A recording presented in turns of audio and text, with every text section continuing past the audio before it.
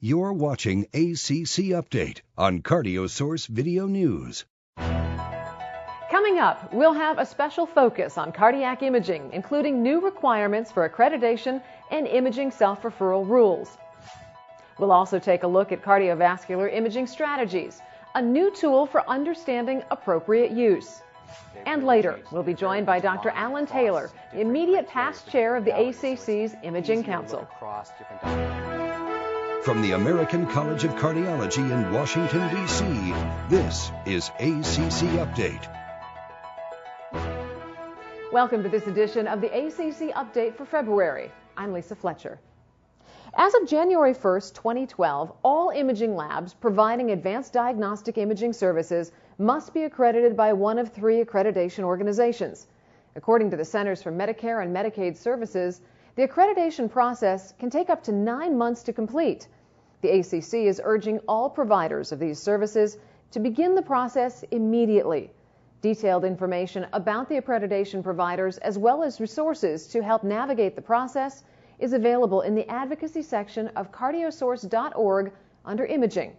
A special session on what practices must do to meet accreditation requirements will also be held during ACC 11. New imaging self-referral rules included in the Affordable Care Act of 2010 took effect on January 1st. Physicians with ownership or financial interests in PET, CT, or MRI services must now provide written disclosure of these interests to their patients. In addition to disclosing financial interests to patients, providers must also give patients a list of 5 alternate suppliers within 25 miles if applicable. Documentation of the disclosure must be part of a patient's medical record. There are no exceptions to the disclosure rule. A detailed overview of the new requirements is available in the advocacy section of cardiosource.org under Imaging. Appropriate use of cardiovascular imaging in clinical practice allows for prompt, efficient, and cost-effective patient care. However, the benefits of these services are increasingly offset by questions about the appropriate use of testing, particularly by health plans. In an effort to address these questions, the ACC is launching a new tool for health plans as part of its Imaging in Focus initiative. Cardiovascular imaging strategies is based on nationally recognized appropriate use criteria and allows for robust point-of-care decision support, reporting, and health plan data integration. It also provides meaningful feedback reports and opportunities for providers to earn MOC Part 4 credit and to participate in quality improvement activities. More importantly, it reduces third-party costs to physicians and health plans and moves accountability to physicians rather than third parties. More information on the product is available at cardiosource.org/focus. After the break, I will be joined in studio by Dr. Alan Taylor, immediate past chair of ACC's Imaging Council. Stay with us. Launching February 1st, the CardioSource International e-newsletter. Find out more at www.cardiosource.org/international. Improve patient outcomes. Stay up to date in diagnostic imaging. Learn when imaging is appropriate and which imaging modality is most effective. From basic diagnostic techniques to advanced echo, cardiac PET, MRI, and CT. Discover where imaging is headed and how to improve patient care today at ACC 11. ACC 11 brings all the cardiovascular specialties together in one place so you can explore all the latest scientific advances. Register by February 23rd for discounted rates. Visit www.accscientificsession.org for more information. Welcome back. I'm pleased to be joined by Dr. Alan Taylor, the immediate past chair of ACC's Imaging Council. Dr. Taylor, thanks for being here. Thank you. In 2010, the college updated its appropriate use criteria. But before we get into the specifics, can you talk a little bit about what AUC is? Right. Appropriate use criteria are very clinically oriented documents that talk about patient scenarios and when imaging is or is not reasonable to be performed for a patient.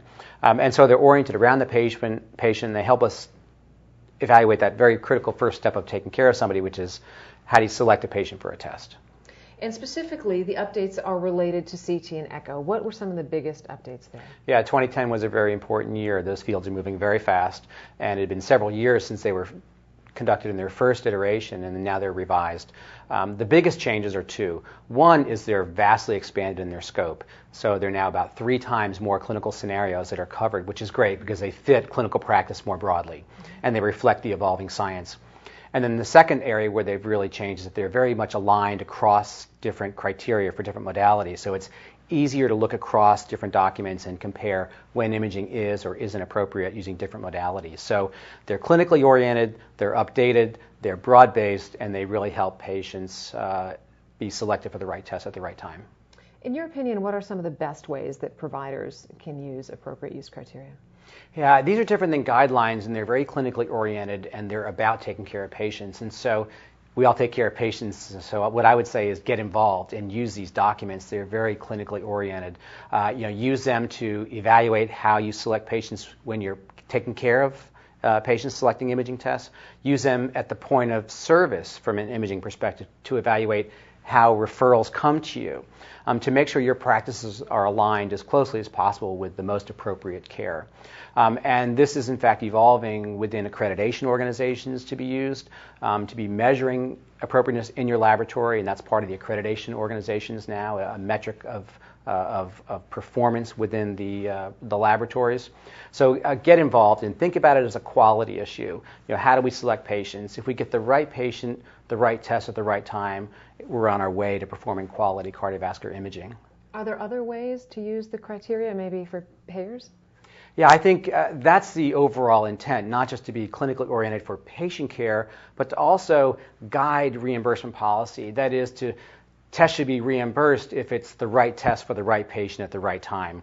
And so there is a conversation going on to bring these criteria into payer policy. Now, this is a big area of leadership for the college, convincing payers that this is good practice, this is good clinical care.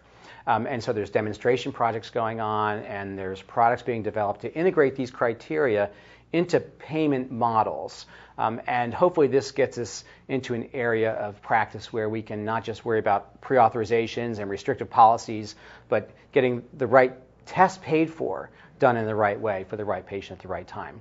So I think it integrates very closely with the college's overall advocacy approach to to get the reimbursement right-sized. Yeah.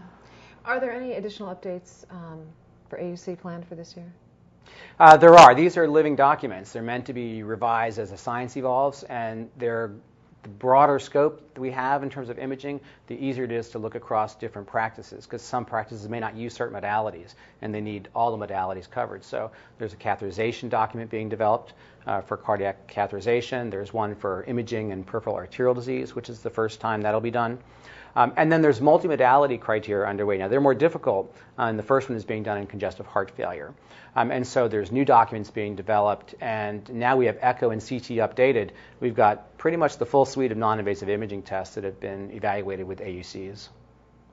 All right. Doctor, thank you so much. Thank you very much. Really appreciate you joining us. And join us next month for all the latest news and information on your college. I'm Lisa Fletcher. Thanks for joining us.